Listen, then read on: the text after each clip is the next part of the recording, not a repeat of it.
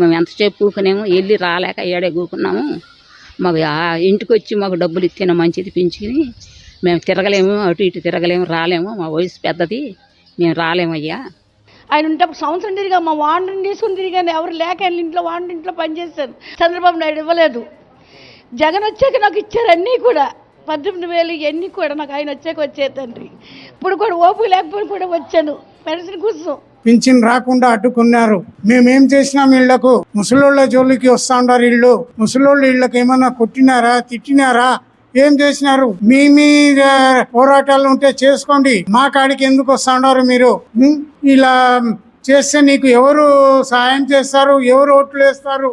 మాకు ఒళ్ళు బాగలేక sugar BP ఎంత ఉండి మేము రావాలంటే సచివాలయం కాడికి రాలేక ఇంటికి భోజనానికి పోలేక ఉండాం. ఇట్లా చేస్తే నువ్వు మాకు ఇబ్బంది పెడతా ఉండవు. ఇట్లా నీకు తగునా ఇది?